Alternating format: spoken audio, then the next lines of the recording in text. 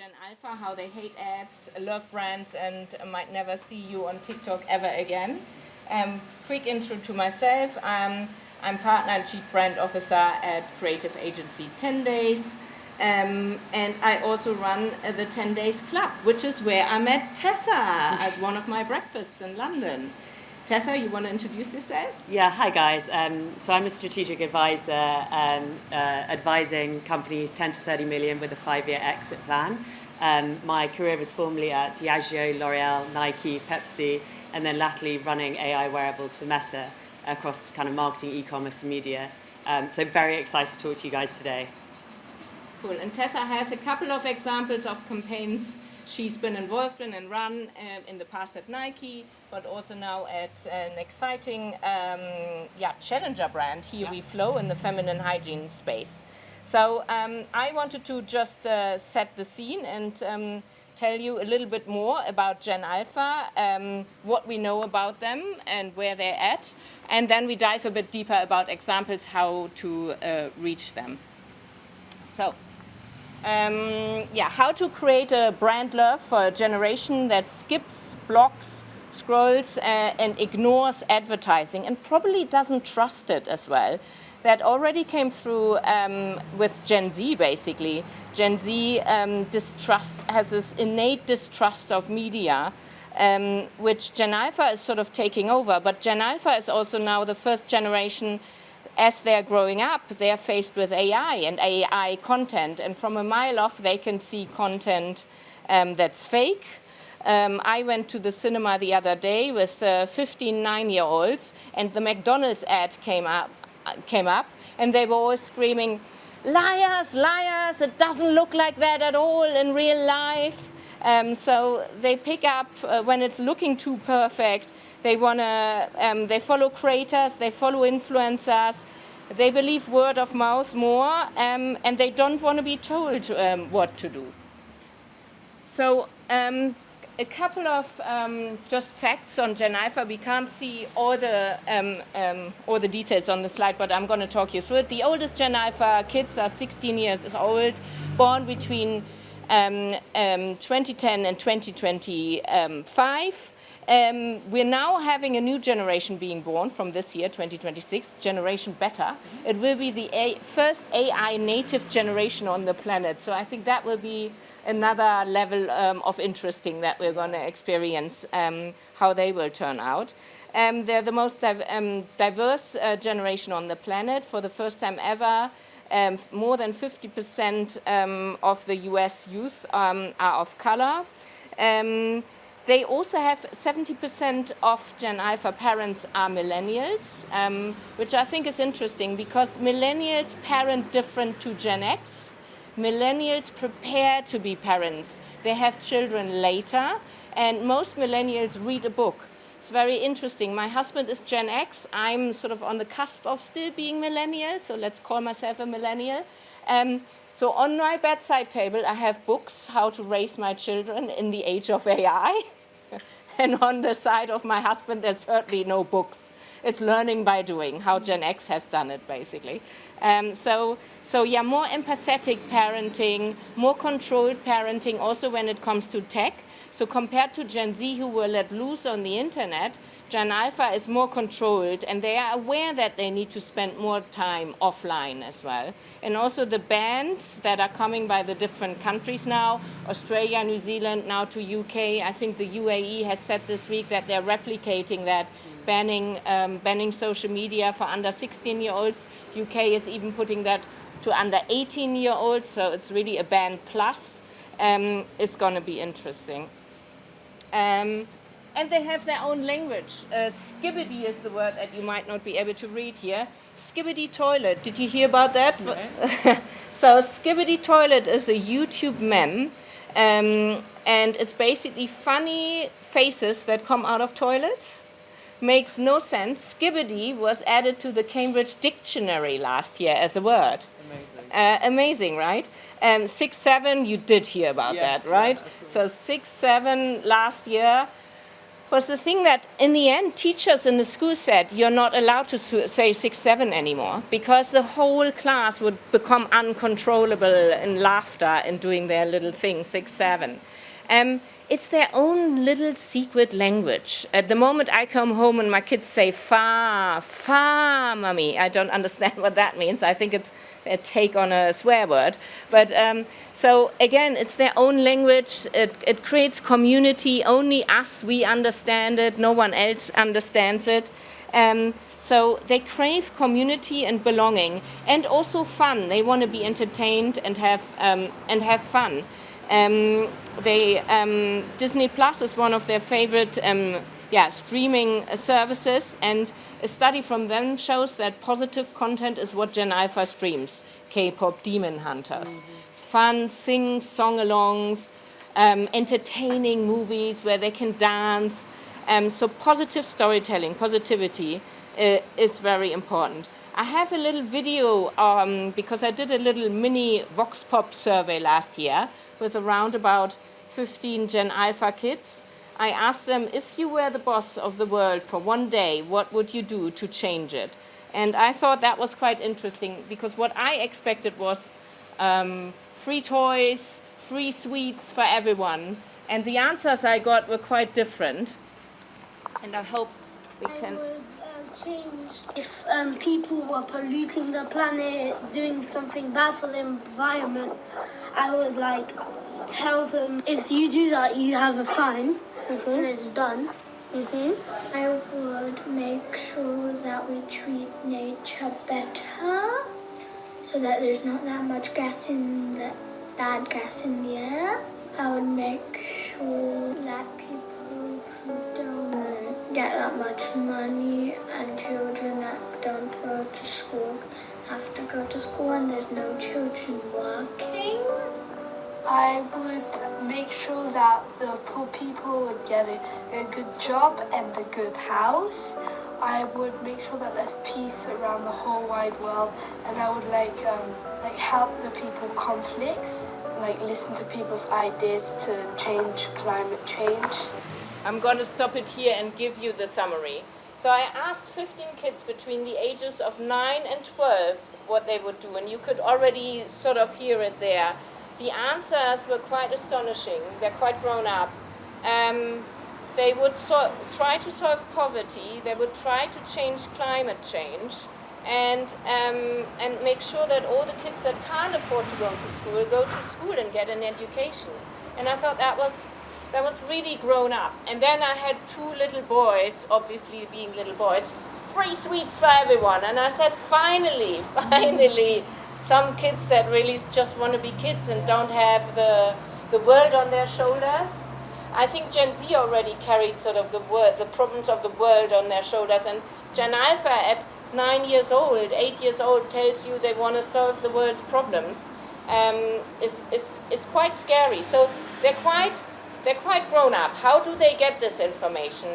Because they're hanging out online. They're on YouTube. They listen to podcasts already as well. And I always say they don't have an attention deficit. We always say, we all have shorter attention spans, right? But I think they have a patience deficit. It's more around patience. 53% of Gen Alphas abandon an app because they're bored after 1 minute. Over 60% buy something because they've seen it on social media. They were influenced already. They regularly hang out on YouTube. Again, that will change with the ban as well. But I think it's basically they want to be entertained because they have the world and the problems of the world on their shoulders. They want positive content. They want real entertainment. I always say, don't try to be funny. Tell them a joke. Entertain them. So this is how you stand out as a brand. Just wanted to touch quickly also on the ban that's coming up. So most social media ads will be banned: Snapchat, Instagram, TikTok, Facebook, YouTube. But YouTube Kids will still be accessible. Roblox will still be there with the messaging will be banned. for under 16s. So that will change things. But it won't change what has already started to happen. And what has already started to happen is that they are more grown up, they are aware of the world's problems, but also they are looking for community. And they're looking for community online as well. And I'm going to bring up one word that we've probably heard in Cannes quite a lot. We were talking about it earlier. The creator is the new media channel. So fandom is something that Gen Alpha is really craving, because they're craving this positive community, the tribes they hang out with. And the tribes come through following their favorite YouTubers, following their gamers. And Spotify, for instance, is an app that's not going to be banned. So following their favorite music channel or their favorite podcast, this will continue to be there and continue to influence them as well. And I always say fandom is the new loyalty. So if you have fandom, you have community. If you have fandom, you have your tribe. You create hype that way. And I have an example here of Salish Mehta. I don't know if everyone knows Salish Mehta. So Jordan Mehta, her father, I actually saw him here. I took a picture with him because my daughter thinks I'm the coolest mom in the world now. So Jordan Mehta has 30 million followers on YouTube. He has a daughter who's now probably 13 years old. She is also a 30 million followed YouTuber now. She's launched her own skincare line with Sephora, and it broke the internet. 80,000 people turned up in the mall when they launched it, and the mall broke down, security broke down, and then everyone said, oh, we hate Salish Mehta. Then she put out this video, which is, I'm not going to play, but it says, I'm sorry. And it was just a little YouTube video that it's been watched 8 million times, by the way, that says, I'm sorry, I launched my own brand and it went out of control. And this truthful storytelling, I think, it's very human. Her dad is there. We were trying our best. And they all loved her again. Yeah. Continues to be a sellout with Sephora, her beauty brand. So this is basically what brands need to tap into. Fandom is the new belonging, and we've heard this along. Fandom is community. Fandom is your tribe. How do you create real fandom for your brand? So I always say there's 3 things that you need to focus on for Gen Alpha, which is truth, tech, and togetherness. So it's this truthful storytelling, honest storytelling. It doesn't need to be 100% polished, and don't make it boring. Don't make it purely AI, because that's fake and they smell that from a mile off. Tech, they're tech first. They're first fully digital native generation. Tech is part of their life and we need to accept it, we need to control it, but that's where they're hanging out and that's where the future is. There is a funny stat as well, I think, if I find it here now. So apparently, I think 40% of Gen Alpha kids speak to their Alexa daily, compared to 9% speaking to their grandparents. So you speak to your Alexa more than your grandmother or grandfather. I always think that's quite funny. And then togetherness, which is the tribes. They want to they crave community. They're looking for their tribe. And I think Tessa has some great examples that you can talk through, and maybe we can show a little bit as well from your work in these 3 areas as well. Absolutely. And I guess before we dive into the examples, probably the biggest thing to say is, as a brand, Gen Alpha is super tricky, right? Because you actually have 2 consumers. You have the Gen Alpha and then you have the purchasing parent. So 2 different motivations, 2 different streams of creative, 2 different ways of targeting. And actually, in any world, that's challenging. But in a world with constrained budget, that's even more challenging. But once you have the Gen Z consumer, they're very loyal. And they really are the consumer of the future. So it's not only a brand imperative, it's a commercial imperative too. So if I start to talk through truth, probably the best example of this is I currently work at a period care brand called Here We Flow. It's organic period care. It's very Gen Alpha, Gen Z first. And I think the reason why this brand resonates so well is that we really have defined a tone of voice which is funny, feminist and fierce. Our goal is to smash shame and stigma and remove taboos. And the reason this resonates so much is we're using Gen Alpha consumers and creators to tell our story. We're creating content that is exciting and challenging and differentiated. It's not glossy and beautiful like the stuff I would have done at Nike. It's really lo-fi and disruptive. And we're starting to generate these content series that are really led by Gen Alpha and Gen Z trends. So, for example, we're launching a series called Is This Normal with the Chelsea menstruation coaches. We currently are partnered with Chelsea Women's, and we bring the menstruation coaches in to answer community questions on, is this normal with my body, and try and remove the barriers, remove the taboos around women's bodies. We also have a great one, which we're doing with Peacock, which is a female urinal business. I don't know if you came across them at Glastonbury. Amazing. Once you try them, you will never go back. But we're going around festivals this summer with Peacock, filming vox pops of people talking about their messiest moments. So, like, as a millennial, I'm like, oh, really? I mean, do we want to know that? But for Gen Alpha, that is, I guess it makes them feel less alone. And that's kind of really, really resonating with the consumer. If we move to tech, probably my best example is when I was working at Nike. I worked in the media team in EMEA across the Olympics and the Euros. And we were looking at how we engaged Gen Alpha and brought them back into sport. I think one of the things that distresses me the most is that girls are dropping out of sport below the age of 14 at twice the rate of boys. And when we look at some of the UN women reports coming out, the statistics are really stark. Staying in sport reduces early pregnancy, it keeps girls in school, it helps them get better jobs. 8% of Fortune 500 CEOs played sport female CEOs, played sport competitively as a child. So you can really see a link between sport and achievement. So with that goal, we were like, well, how do we try and engage Gen Alpha in sport? And so we decided to create a Snapchat channel where Gen Alpha could talk to virtual influencers about topics they wouldn't normally talk about in real life with their friends. And, as a brand, normally what you would do is you go out and you brief an agency, you create creative that you think maybe your consumer would like, you push it out into the world. But actually, we took a step back, and working with Sport Bible, Lad Bible, we said, why don't we take Gen Alpha and we make them the creative directors? So Gen Alpha defined what our influencers look like, their personalities, their interests, their way they dressed, their names, everything about them to make them really authentic. And so we encouraged Gen Alpha to have conversations with these virtual influencers, trying to remove the barriers that take girls out of sport. I think what was so encouraging for me is we also had a VR element to it. It's 3.4 million Gen Alpha used the VR element.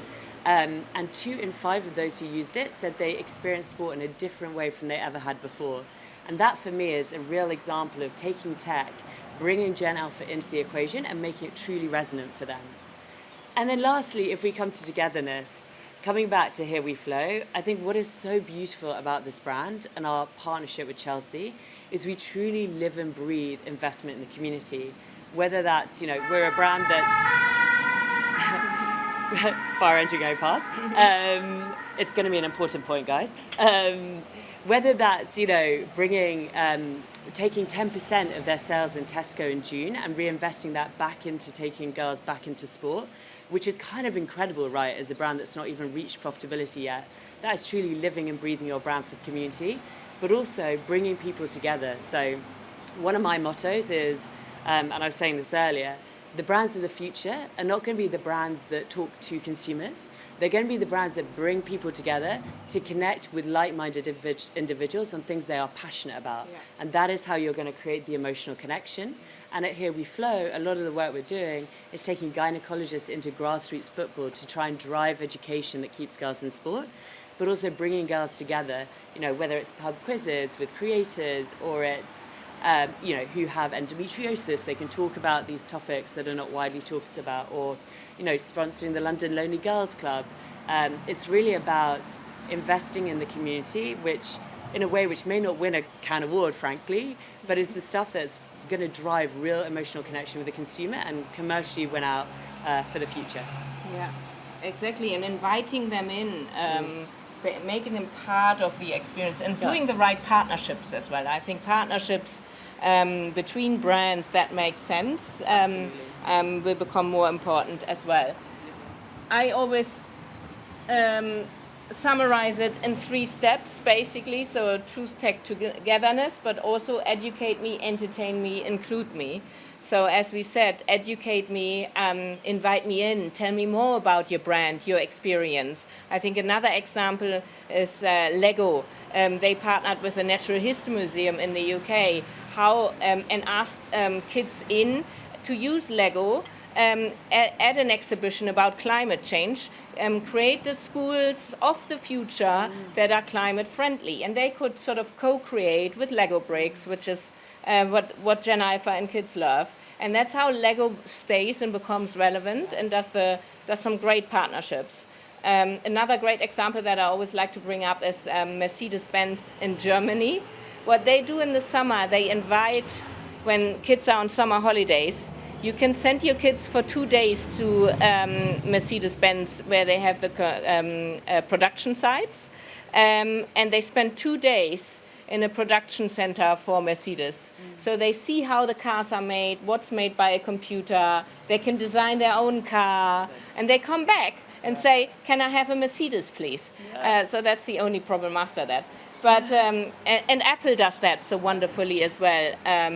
You can actually take kids to an Apple store, book a coding session for them. After that, everyone wants a new iPad. That's the other problem. But that's how you invite them in. That's also how you create communities. They can connect with other kids in these sessions, but they learn about your brand in a playful way and in a positive way. So educate me, but entertain me as well. Don't make it boring, and then include me. Those were the 3 things I think we ended up with how to engage with the next generation, basically. Thank you. Thank you, guys.